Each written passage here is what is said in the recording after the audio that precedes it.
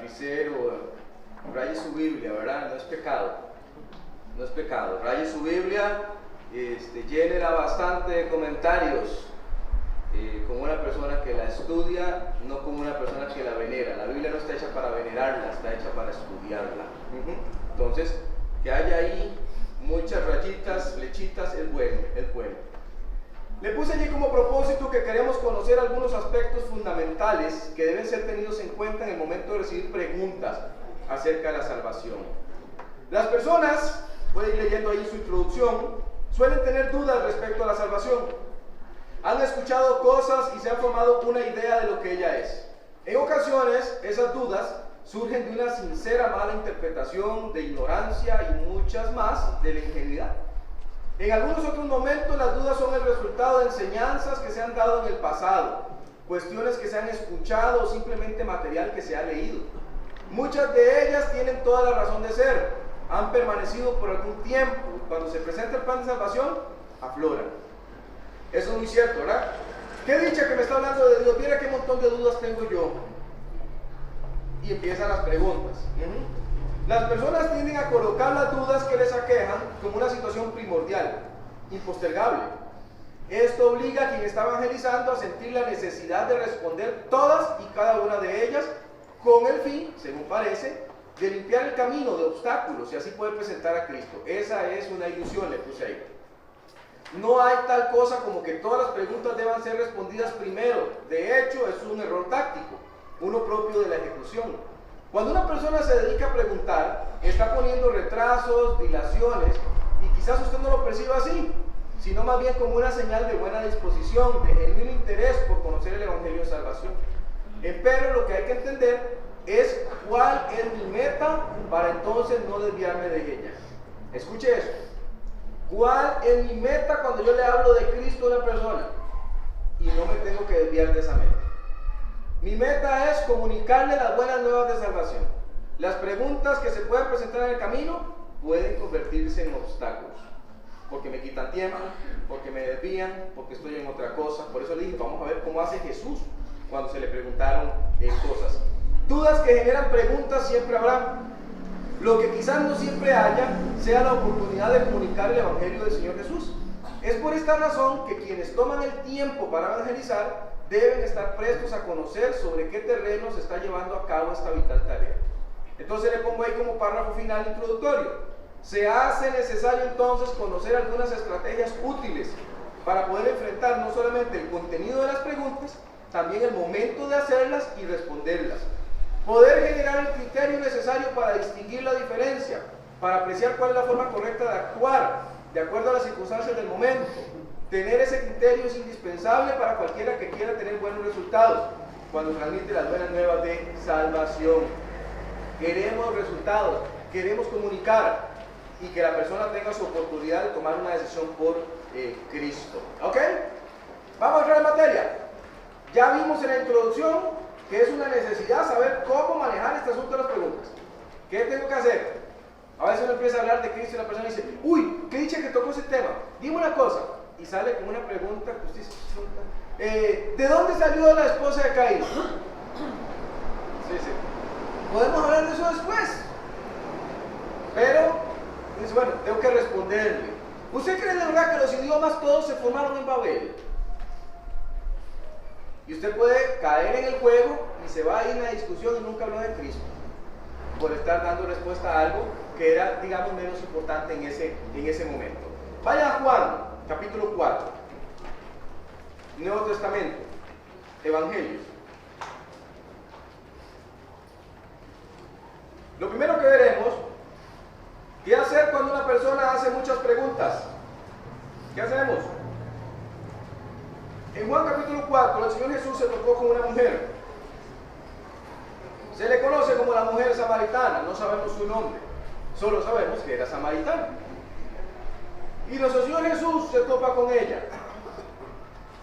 Pero nos da un excelente ejemplo el Señor respecto a qué hacer con las preguntas que recibimos cuando queremos transmitir el mensaje de salvación. En la historia acerca de esta mujer, vemos que Él inicia la conversación por medio de una necesidad presente. Vaya al versículo 7, dice: vino una mujer de Samaria a sacar agua, Y Jesús le dijo, dame de beber. Nos cuenta la palabra de Dios que la mujer se asombró por la petición que le estaba haciendo el Señor Jesús.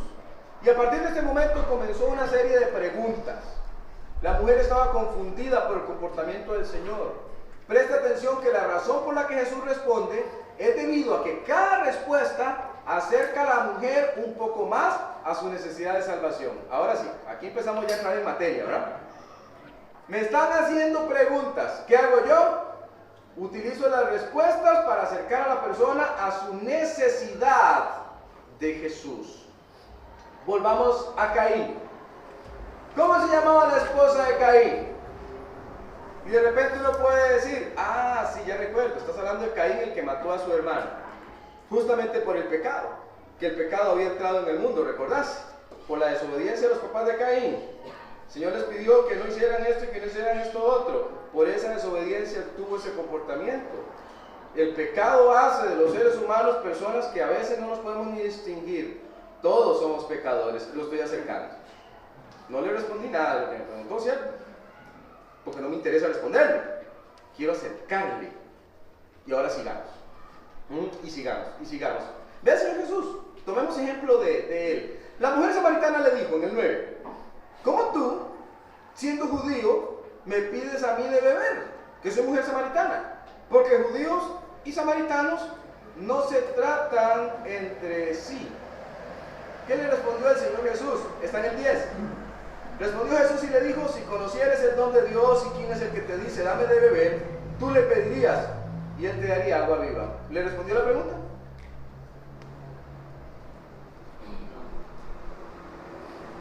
No, señor, usted tiene que entender, ¿verdad? Que aquí el asunto no es judíos y samaritanos.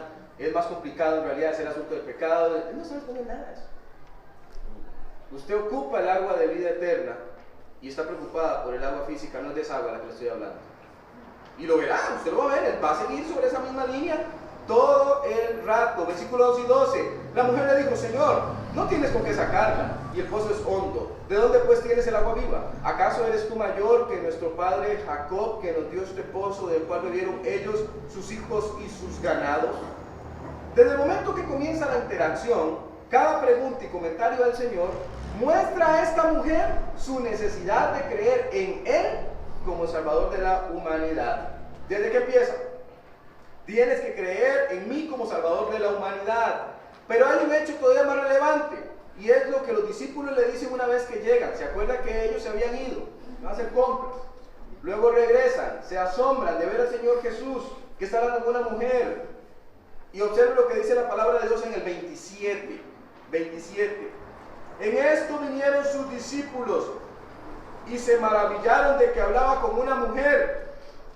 Sin embargo, ninguno dijo, ¿qué preguntas? ¿O qué hablas con ella?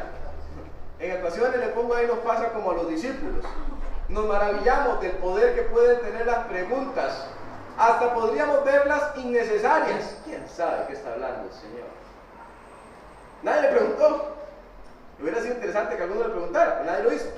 Cuando las personas tienen preguntas, trate que las respuestas, en la medida de lo posible, le guíen a su necesidad, que le muestren la importancia de tener un Salvador. ¿Quiere ser efectivo al transmitir las buenas nuevas de salvación? Acérquele por medio de las preguntas que hace a su necesidad de Salvador. Recuerde que usted quiere llegar al punto. Un día yo estaba en un campamento y un muchacho, antes de que yo enseñara la última noche, él dijo, quiero hablar con usted. Yo, claro, pero no va a ser ya. Y yo, porque no, ya voy para la enseñanza. Me dice, ahora después. Yo dije, está bien, ahora después podemos conversar. Terminó la enseñanza, hubo la última invitación, por lo menos la última que hacía yo. Y para hacerlo un poco diferente, yo dije, cada persona puede pasar con alguien más y consultar sus dudas y demás acerca de la salvación. Como yo tenía a este muchacho, yo le dije, y usted va a salir conmigo, vamos. Ande, bueno, usted dijo que quería hablar conmigo. ¿Qué quiere hablar conmigo? Entonces él dijo, es que yo me siento muy mal, y yo esto, yo lo otro, y siento como que voy sin camino, voy sin rumbo, voy sin vida. Y bueno, ya lo has visto todo este campamento, pero te lo voy a repasar una vez más, y yo le volví a repasar el plan de salvación, hasta llegar a la pregunta, ¿quieres a Jesús como tu único y suficiente Salvador? Y el muchacho dijo, la verdad no. Él quería hablar de otras cosas, seguramente, ¿verdad? Pero sin Cristo, ¿de qué más tenemos que hablar? Dígame usted, ¿qué tal si el muchacho me empieza a hablar acerca de la cele, acerca de tantas cosas? Nadie quiere hablar de la cele, acerca de tantas cosas, ¿verdad?, que podría hablar. Usted está interesado en un único tema, que la persona conozca acerca del Señor Jesucristo. Y nunca olvide esto que le voy a decir, porque la Biblia lo menciona también. Cuando usted está dando las buenas nuevas de salvación, usted está preparando el terreno, está sembrando, está regando, está podando, está preparando o está cosechando. Pues está haciendo algo por el Señor. Nunca espere cosechar el primer día. Usted llegó y con el mazo le dio un par de mazazos al terreno duro y usted dice, yo quiero ver la cosecha, que me diga que sí. Claro, todos queremos ver la cosecha. Y hay gente que se desanima y dice, no, pues yo le hablé de Cristo y yo siempre le hablo a la gente de Cristo y nunca quieren. Usted está sembrando. Nunca se olvide de eso. Tal vez a otro le toque cosechar y tal vez usted nunca se dé cuenta de esa cosecha. Tal vez a otro le toque sembrar. Usted lo único que hizo fue golpear duro la roca para que se fuera quebrantando.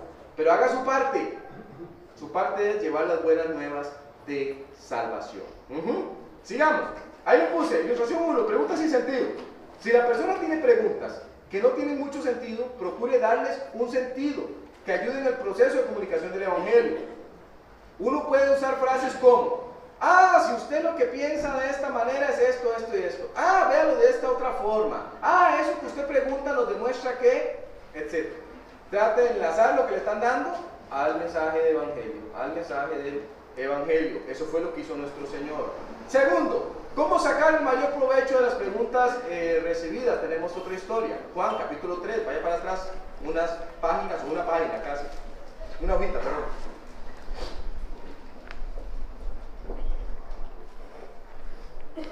La historia de Nicodemo, un hombre que es un principal.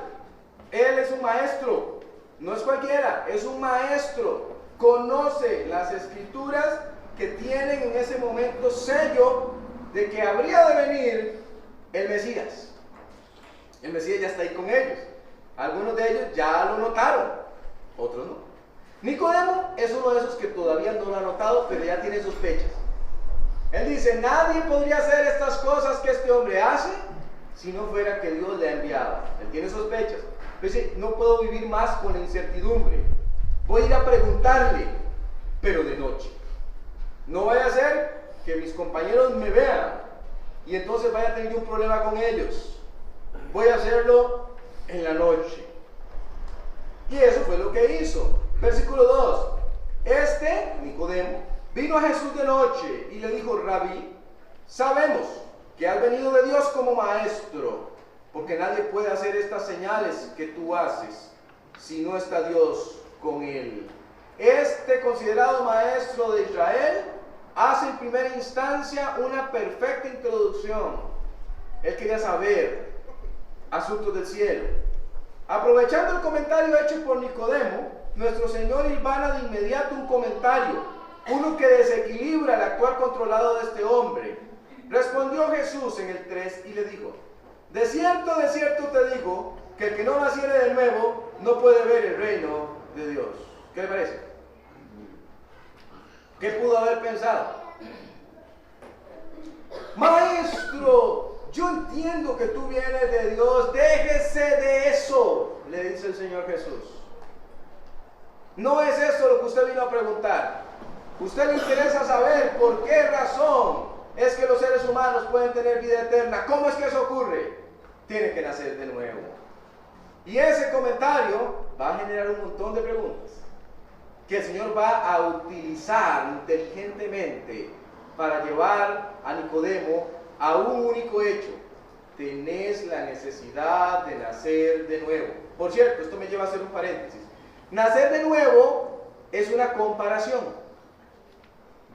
que se hace en la Biblia. El Señor Jesús la usó para dar a entender que una persona pasa de muerte a vida. Ha nacido de nuevo quiere decir que la persona le ha recibido a Él como Salvador y ahora es una nueva persona, como dice 1 Corintios 5:17. Pero ahora yo quiero que usted vea algo. Quiero que observe algo en esto que le estoy diciendo. Nacer de nuevo no es algo que todo el mundo entienda. Entonces no lo dé por sentado. Un día, después de una enseñanza de un hermano, yo pasé al frente de la iglesia y dije: si usted tiene alguna consulta, voy a estar aquí al ladito, venga y hágala con toda confianza. Una señora vino como un cachiflín, apenas terminó. Yo tengo una tremenda duda. Yo le dije: claro, con gusto la aclaramos. ¿Qué es lo que pasa? Ella dijo: yo he asistido por muchos años a la iglesia, he estado en muchas iglesias, he escuchado mucho acerca de Dios, acerca de Jesús, y usó esta frase. Pero algo que a mí no me entra en la cabeza es: ¿qué es eso de nacer de nuevo? ¿Cómo van a nacer uno? La misma pregunta que tenía Nicodemo. ¿Cómo van a nacer uno? Ya uno nació, decía ella.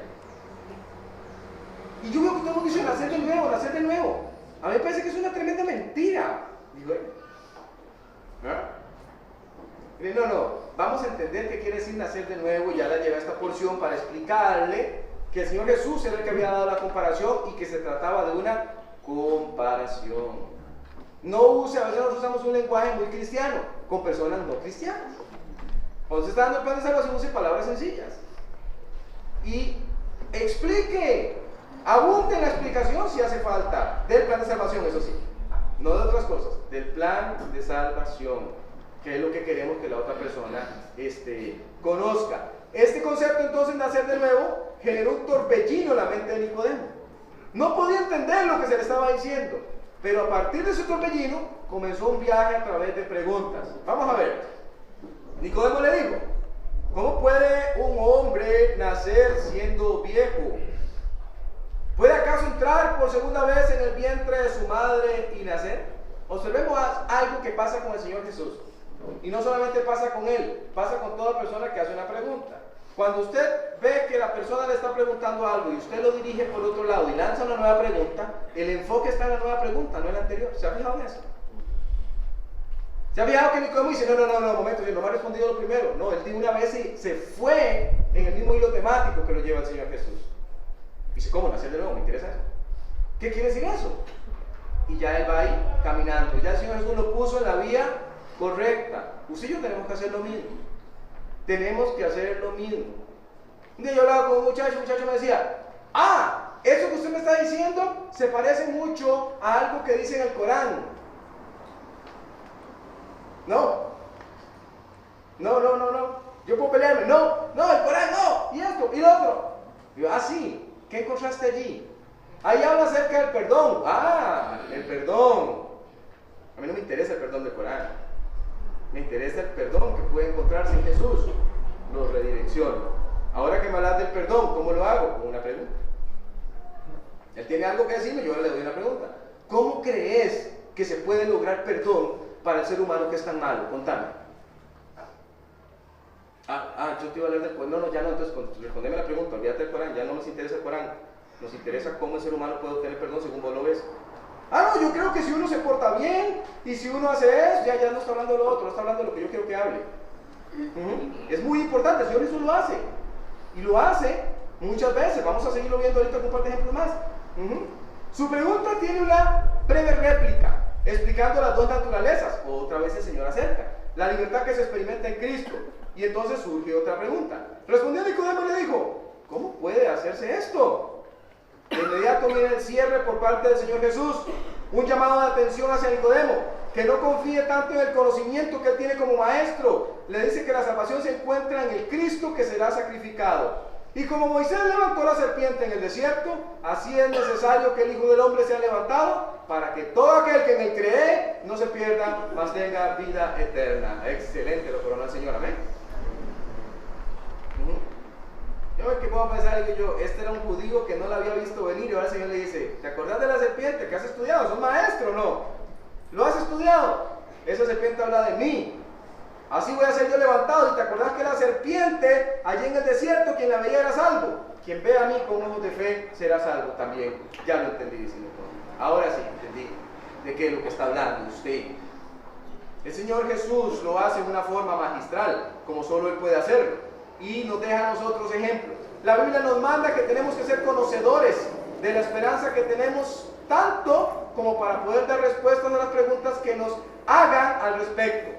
El problema no es tanto responder, mire cómo es que se responde. Dice 1 Pedro 3:15, vaya ya.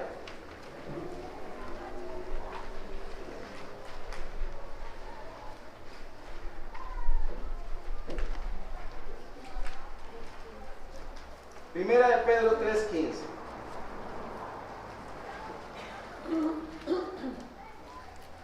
Dice la Biblia, sino santificad a Dios el Señor en vuestros corazones. Estad siempre preparados para presentar defensa con mansedumbre y reverencia ante todo el que os demande razón de la esperanza que hay en vosotros. Le puse la notita. Esta defensa tiene que hacerse con reverencia, con mansedumbre. En otras palabras, mantener la compostura en las respuestas. Ilustración 2, perdiendo el control. Una pésima estrategia a usar en cuanto a las preguntas recibidas es que usted crea que se trata de un debate, o de defender su conocimiento, o de comparar religiones para ver cuál gana. De poco vale lo que sabe, si usted no es capaz con humildad, sencillez y tranquilidad de responder y usar las preguntas para sembrar el Evangelio. ¿Comprendió eso? ¿Sí? Es muy importante. Muy importante. Usted no lo usa para debatir. Ya le gané al fulano. ¿Qué ganó? Ganó nada. Siempre el Evangelio. Usted puede utilizar aún una ofensa. Un día de la nada, un muchacho en la universidad me hace señas así y yo me acerco y me dice al oído, usted es pastor, ¿verdad? Está en media clase. Yo, sí. Y él dice, yo creo que todos ustedes van a desaparecer un día de estos. ¿Cierto? Yo le dije, tenés razón. Ahora en el recreo te explico por qué. Claro, él hablaba de un desaparecer, de que no va a estar más en el sentido de que no iba a funcionar más el pastorado. Yo le iba a dar vuelta a eso. Úselo en su favor. Ahora le voy a decir a este fulano porque yo pienso que no es así, que no sea tan jactancioso, que no sea esto, que no sea lo otro. Lo voy a poner en su lugar, lo voy a poner en su punto. Es un muchacho. Y quizás el único día que escuche algo como que va a haber un rapto de los cristianos, como que hay esperanza para el que muere en Cristo. No pierda el tiempo peleando. Hay gente que pelea, y lo digo literalmente, arruina las fiestas familiares. La gente se va enojada. Ya empezó otra vez y se van para volver a verse dentro de un año. Y luego dicen, es que alguien tenía que decírselo. No es la forma. No lo es. Otra vez, tome ejemplo del Señor Jesús. Tome ejemplo de Él. De repente el Señor Jesús puede haber dicho, Nicodemo, usted es un gran hipócrita. ¿Por qué viene de noche? Empecemos por ahí. Cobarde. Usted no está dispuesto, ¿verdad?, a dar la cara por mí. Usted dice que cree, usted no viene con dudas, usted lo que viene es otra cosa. Pero usted no hace eso. Es más, ni siquiera con sus enemigos, como vamos a ver ahora, lo hizo. Siempre a toda persona le dirigió la pregunta de otra manera para darle una oportunidad de salvación. Y eso es impresionante. Y tiene que motivarnos a nosotros. Motívese. Motívese. ¿Por qué es necesario evitar caer en el juego de las preguntas sin sentido? Ronnie, ¿por qué es necesario? A veces yo considero que sí vale la pena echarse la buena peleada. Y usted está diciendo que mejor no echarse esa pelea. ¿Por qué? Bueno, vamos a revisar. Vaya a Mateo 19. Aquí hay otra historia. ¿Quién es el protagonista? El Señor. Me encantan las historias donde el protagonista es el Señor. Mateo 19. Las Sagradas Escrituras en esta ocasión nos narran la historia de un hombre joven que tenía mucha riqueza. Nos dice que vino con una pregunta directa a nuestro Señor. Una pregunta directa. Yo puedo admirar a las personas que tienen la habilidad de hacer la pregunta directa. Muchos se ocultan y no hablan. Pero si a estas personas de estas historias tenemos que reconocerles que fueron al grano. ¿Qué era lo que les inquietaba? En el caso de la mujer samaritana, me enoja que usted me hable, usted judío. Deje de hacer eso. En el caso de Nicodemo, no puedo seguir así. Dígame una vez cómo funciona el asunto de la vida eterna. Y en el caso de este joven rico, he hecho de todo, pero me sigo sintiendo vacío. ¿Qué hay que hacer? Son directos. No se anduvieron por las ramas. Entonces, dice el versículo 16, vino uno y le dijo, maestro bueno, ¿qué bien haré para tener la vida eterna? ¿Estaba mintiendo cuando le llamaba maestro bueno? Él es bueno.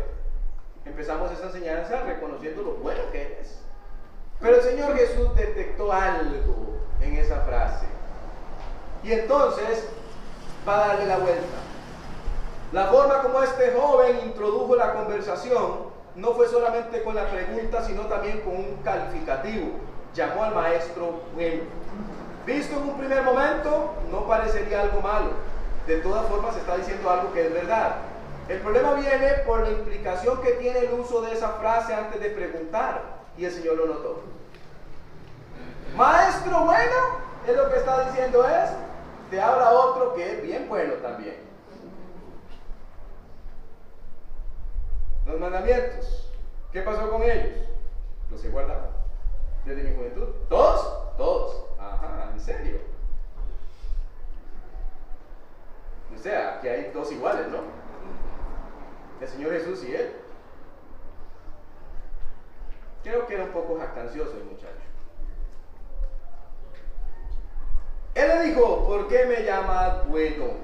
Ninguno es bueno sino uno, Dios. Mas si quieres entrar en la vida, guarda los mandamientos. El Señor sabía que ayer él estaba bien agarradito. Y él dijo, qué buena, me la puso fácil. Me la puso fácil, ese es lo que mejor soy yo. Desde la juventud los guardo con perfección. Ya el Señor lo tenía justo donde quería. Él pudo percibir que el título estaba siendo indicado como una forma de ganar el favor de Él. Una manera de abrirse camino más rápido a lo que Él quería, la salvación eterna. Por ello se le pide que siga los mandamientos. Una forma de hacer ver nuestra necesidad de un Salvador. Pero mire lo que pasa. Le dijo, ¿cuáles? Por si acaso. ¿Cuáles? Y eso le dijo, no matarás, no adulterarás, no hurtarás, no dirás falso testimonio, honra a tu padre y a tu madre, y quizás el más complicado, y amarás a tu prójimo como a ti mismo. El joven le dijo, todo esto lo he guardado desde mi juventud. Tírelo, ¿qué más me falta? Dígalo, dígalo nada más. Tengo todas las postalitas del álbum. No hay problema, nada más menciónelo. Y yo le voy a dar como respuesta, sí. Estaba muy confiado ese muchacho. Soy muy bueno yo, dice él. Y tras de eso con plata, estoy sobrado. Hay cierto sabor a jactancia en esta respuesta. Si bien es cierto, pudo este joven tener un buen comportamiento y seguir los mandamientos, sabemos que no lo pudo hacer con perfección porque todos pecamos y muchas veces. Por otra parte, se nota que aunque así lo había hecho, algo no estaba calzando bien, puesto que la necesidad seguía ahí. Él preguntó qué más le hacía falta. Aquí viene entonces la confrontación. Esta es otra técnica que podemos usar cuando hablamos en manera de preguntas. Confrontemos. ¿Qué significa confrontar? Significa que usted va a hacer la pregunta incómoda. Personas que dicen, yo desde chiquitico conozco las cosas de Dios. Así estaba cuando me llevaban a la escuela dominical. Además, a una bautista como la que va usted. Yo sé de esas cosas. Algunos se animan a más y dicen, fui maestro de escuela dominical. Yo servía en el coro. Yo iba a recoger niños. Cuando usted le está hablando del plan de salvación, quiere darle a entender que tiene todas las postalitas. Siempre pregunto lo mismo. Aquí la pregunta no es lo que has hecho, es lo que no estás haciendo. ¿Por qué no estás en la casa del Señor? ¿Por qué estás fuera? ¿Por qué te fuiste? ¿Por qué estás tan cómodo en el mundo? ¿Por qué seguís pecando y no pasa nada? Y ahora me estás tratando de convencer que todo está bien con Dios. Eras un religioso más que asistía. Y el mundo ahora te ha confrontado y te ha hecho ver la realidad. Te sentís bien en el chiquero. No tenés a Cristo y lo ocupás. Muchas veces las personas vienen casi esperando que cuando uno les habla de Cristo los felicite. Qué bien estás haciendo las cosas. Es más, cierro la Biblia, ni seguimos hablando. Seguí adelante. ¿Qué ejemplo ha sido para mí? Es una estrategia de defensa. Jesús le dijo, si quieres ser perfecto, algo me falta para ser perfecto. Anda, vende lo que tienes y dale a los pobres y tendrás tesoro en el cielo, y ven y sígueme. ¿Sabe qué significa esa última frase? Lo que te impide seguirme es tu dinero, tu riqueza. Deja eso atrás para que me puedas seguir. Sus riquezas eran su estorbo. El Señor se lo hizo ver y no cayó en la trampa de títulos, de preguntas que podían convertirse en cuestiones sin ningún tipo de sentido. No se desenfoque de la meta. 1 Timoteo 2, 3 y 4 dice la meta. Porque esto es bueno. Es más, vaya ahí, porque me interesa que marque ese versículo. Siempre que yo tengo la oportunidad de mencionar esto, puedo mencionar, lo hago. Entonces vaya ahí. 1 Timoteo 2, 3 y 4. Subraya este versículo, márquelo, hágale flechas, póngale estrellitas, apréndaselo de memoria. Porque esto es bueno y agradable delante de Dios nuestro Salvador, el cual quiere, ¿qué quiere? Y venga al conocimiento de la verdad. ¿Eso quiere Dios? ¿Qué es lo que quiere Dios? Que todos seamos salvos. ¿Quiénes son todos? ¿Quiénes son todos? Todos. Todos. Toda la humanidad entera tiene la misma oportunidad de recibir al Señor Jesús como Salvador. Todos. Pero hay unos elegidos, pastor, por ahí andan diciendo. ¿A quién le va a hacer caso usted? ¿A lo que andan diciendo o a lo que la Biblia dice? La Biblia dice todos. Y si la Biblia dice todos, yo lo creo. Y por eso le hablo a todos.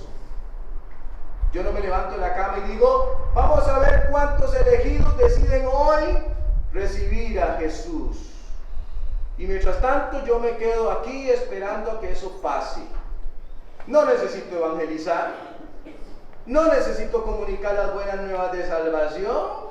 Porque los elegidos, al final de cuentas, se van a enterar de alguna manera que evidentemente no soy yo porque no hago nada.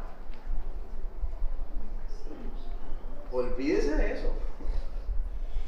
Qué triste amanecer va a ser el que tengan esas personas cuando estén frente al Señor y tengan que dar cuenta de esa errática manera de pensar. Comunique las buenas nuevas de salvación. Todos fueron elegidos para escuchar las buenas nuevas de salvación. Déselas a todo el mundo. Todo el mundo. Todo el mundo. A veces usamos una versión de eso también. Yo no creo, pastor. No creo. Mi tío es muy duro. Es que mi papá, usted no lo conoce. Ese mi papá no, pastor. Es casi como que le están diciendo, no merece que se le hable de Jesús. Déjelo que se pierda, porque por sí, eso es lo que va a pasar al final de cuentas. Es muy duro. Pero la palabra de Dios es como martillo que quebranta la roca. Te tiene que llevar la palabra del Señor. No usemos de esas excusas. Y cuarto y último, ¿cuándo es sano no responder a las preguntas? Sí, porque hay momentos en los que es sano no hacerlo. Marcos capítulo 11.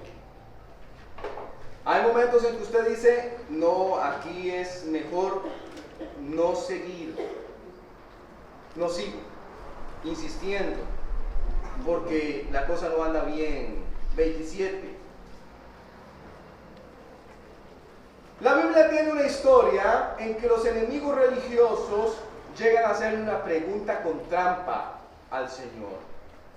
ellos creen que pueden agarrar con esos estratagemas al Señor. Y el Señor, sabio como Él es, le da la vuelta. Y de un momento a otro los pone en el más absoluto ridículo. Pero no era esa la intención primaria. Ellos se la ganaron. La intención primaria era: dense cuenta de la doblez de corazón y la hipocresía que ustedes tienen. Yo creo que Nicodemo, que vimos ahorita, anduvo allí en medio con ellos. Y quizás en una de estas intervenciones, él se quedó pensando: este hombre, qué respuestas, qué sabiduría, cómo se logra escapar de estas cosas, qué milagros, qué forma de hablar, qué autoridad. Él no es común y corriente, tiene que venir de Dios, porque Dios, el Señor Jesús, a través de sus discursos, siempre abría la oportunidad. Dios siempre lleva el mensaje y lo hace por medio de nosotros. No pierda eso de vista.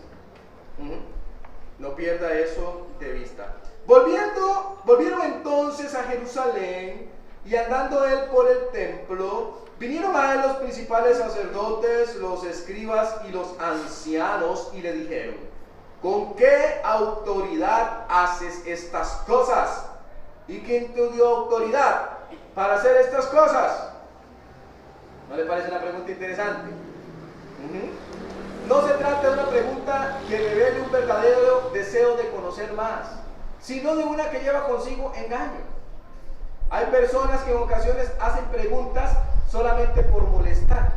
No hay de verdad un interés en conocer la voluntad de Dios para sus vidas. Hay que pedir al Señor mucha sabiduría para saber qué responder en esas ocasiones. Usted los conoce también. Hay personas que miran su tiempo. Un día un muchacho vino y me preguntó: ¿qué piensa usted acerca del libro de Génesis? Yo le dije: depende de para qué quieras saber la respuesta. Si la respuesta la querés saber porque de verdad estás interesado en Dios, voy a tomarme el tiempo de explicarte. Si lo que querés es debatir conmigo, lo lamento, ese no soy yo. No voy a perder mi tiempo. No lo voy a perder. ¿Por qué? Porque la experiencia me ha dicho que es una pérdida de tiempo. Y es peor todavía, porque a veces terminan los ánimos caldeados y usted termina perdiendo las buenas maneras.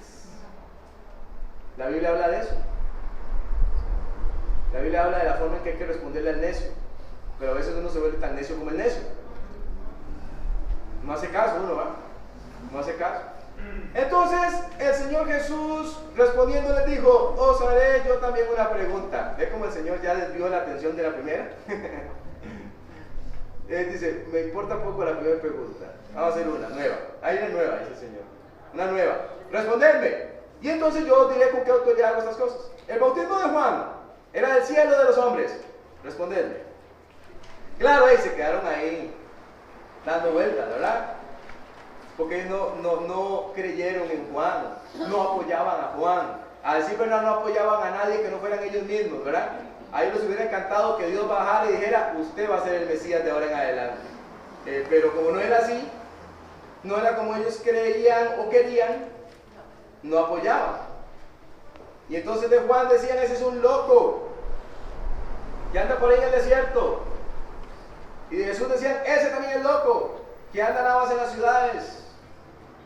Pero no se les queda bien. El Señor Jesucristo responde por medio de otra pregunta, una que evidencia la dureza de sus corazones. Es como en otras ocasiones. Él está haciendo ver la necesidad que existe de un cambio, ya que nota corazones insensibles, y por eso los pone a pensar. Ellos mismos tenían que decir: ¿por qué nosotros no encontramos una respuesta para esta pregunta? Siempre me encanta pensar, de verdad, que ahí había algunos fariseos que después se convirtieron al Señor. Y que quizás viendo a los más viejos decían: ¿por qué le cuesta tanto responder? Otra vez decían: no digamos que es del cielo, porque nos va a preguntar por qué no le creímos. Y tal vez el fariseo joven está pensando: pero eso es mentir. Tendríamos que haberle creído. Y en ese mismo circulillo donde estaban hablando, yo estoy seguro que muchos se fueron inquietados. No me gustó esa reunioncita que tuvimos ahí para darle respuesta a ese Jesús y lo que dijimos. Eso fue tan vergonzoso. porque fue vergonzoso. Eran todos contra el Señor, porque vio la clase que iba ahí. Los escribas, los fariseos, los ancianos, iba todo el clan. Según ellos iban a agarrar al Señor Jesús fuera de base. Es inevitable hacer ver que ante la pregunta las personas cuestionadas responden de una forma incorrecta. No están interesadas en aprender, solamente en contradecir. No obstante tanta terquedad, nuestro Salvador da por terminada la conversación.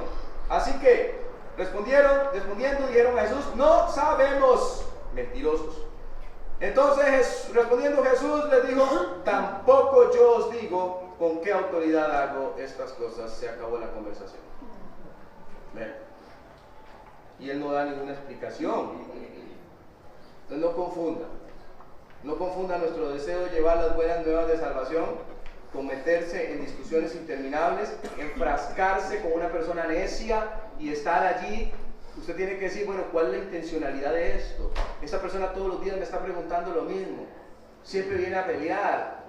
No se trata de conocer, se trata de pelear.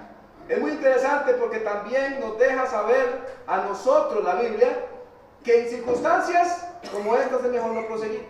Nos revela lo siguiente, Proverbios 29:9: si el hombre sabio contendiere con el necio, que se enoje o que se ría,